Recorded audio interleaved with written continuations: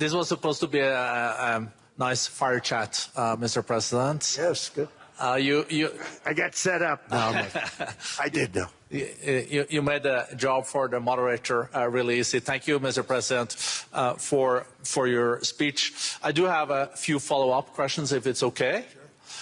I don't think I should start with Greenland, maybe. I'll start with the economy. The U.S. economy is doing really well. But how to sustain this growth moving forward? Because there's always a recession looming around the corner.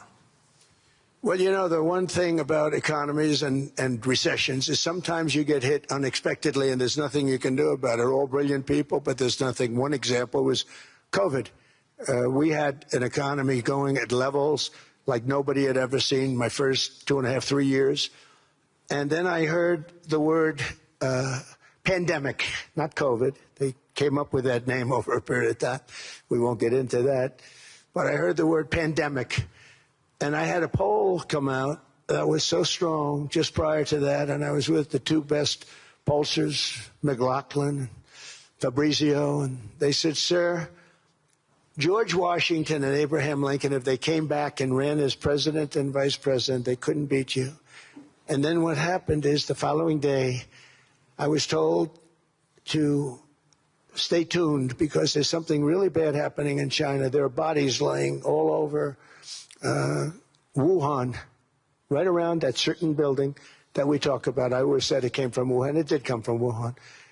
And they were body bags. We saw it by satellite. And they said, there are strange things happening in China. And so it began. And we ended up with the COVID, and the whole world suffered. We did a phenomenal job. I don't think we got the credit we deserve. We did something that Operation Warp Speed, which some people say was one of the greatest military feats ever. We did a great job. Used our military, used a lot of people. But sometimes you get hit with things, nothing you can do. You get hit with things like that unexpectedly. And we got through it. And when I left, the stock market was higher than it was previous to the COVID coming up. And I called it a great achievement. But things happen. Bad things happen. The things that we can stop are wars, if we're smart. That we can stop. Those are a matter of being intelligent and having intelligent people on the other side. Because wars are the worst of all. Wars are worse than anything. But we can stop wars because that's sort of up to us. But things like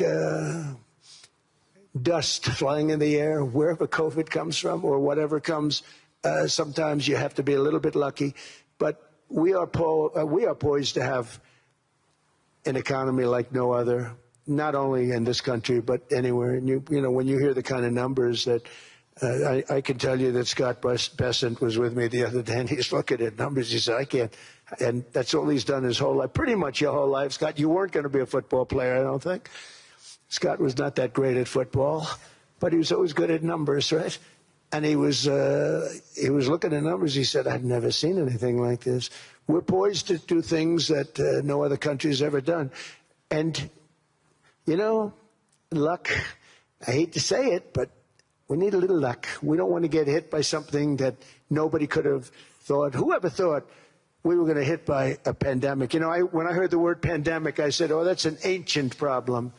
World War I, they lost 100 million people. It actually ended World War I. A lot of people don't know. The Spanish flu in World War I ended the war because all the soldiers were sick. The soldiers were so sick on both sides, and that war was raging, and they were all dying from the Spanish flu. They were sick as dogs. They couldn't fight. So, you know, you don't know how that would have turned out. But so we do, I mean, subject to that, and I always have to put a caveat in for it, but we're poised to have the greatest growth of any large country, I think any country that there's been. When you look at what's happening in the United States, it's really amazing. Thank you.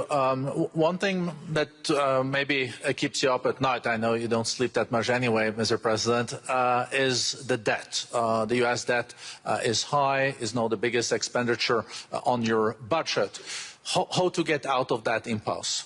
Well, the big thing is growth. I mean, growth is the way. If we grow like this, we go from having at $37 trillion, we go from having high debt to low debt. But we also are cutting expenses, you know, the old-fashioned way. We have extraordinary growth. I think we're going to be growing our way out. I think we're going to be paying off debt. We're taking in tremendous money from tariffs fairly. And again, I'm using them judiciously. Switzerland's a case study. I could have gotten much more. I could have asked for much more. But we're using them judiciously. But I think growth, most importantly, and then cutting costs. Now, if you take a look at Minnesota, $19 billion in fraud and other things. People going to airports, they came into the country, they don't have 10 cents, and they're leaving with hundreds of thousands of cash in their bags. When we get to that, and our DOJ, Pam, and Todd, and all the people that work over there, and all of the people that work in here, I can tell you, Scott Bessent is working on that. It's a priority, right? You have your whole team. We're in there looking for where this money is coming from, how much it is. It could be more than $19 billion. Can you believe that? That's just one state. If we were able to cut out 50% of the fraud, 50%, and we should be able to do better than that, we would have a balanced budget without having to talk about even growth.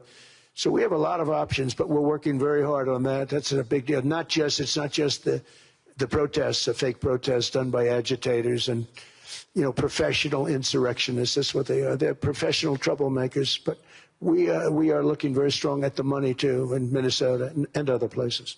I think, Mr. President, also the $500 billion invested in artificial intelligence and the frontier technologies last year also were driving growth exponentially in the U.S. Well, AI has been a big factor. AI is massive. I mean, Mark Zuckerberg showed me a plant where he put it over a map of Manhattan, and it was basically the size of Manhattan. This is not, I said, you got to be kidding. It's a plant that was miles long, miles wide, very high. I don't think it was as high like the Empire State Building, but it was high. And it literally covered most of the island of Manhattan. That's called a big plant. And, when I heard they're going to spend $50 billion building it, I said, if you spend $50 million, you can build a nice little shopping center. If you spend $500 million, you can build a good shopping center. But how do you spend $50 billion? When I looked at this thing, I said, you think you'll be able to do it for that? It's amazing when, some of the plants that I see, and I see them all. And again, so big as we're letting them build their own electric generation. This way we have no problem. And otherwise they'd be complaining. There'd be nobody able to, we have an old grid system.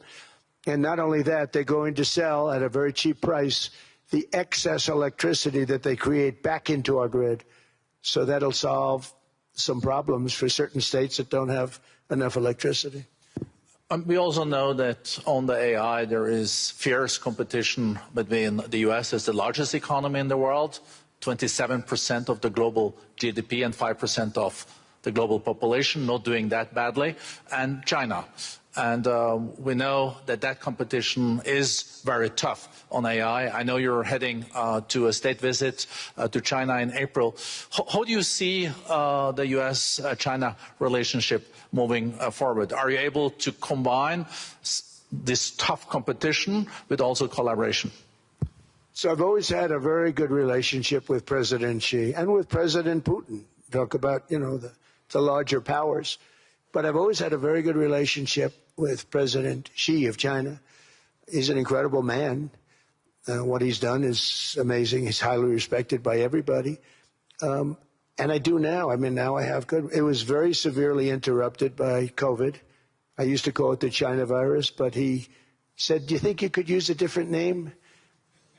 And I decided to do that because why should we have a problem over that? But I would do that, and they were. You're a true diplomat, huh? I became a diplomat for the first time. Well, who taught me that? Marco Rubio.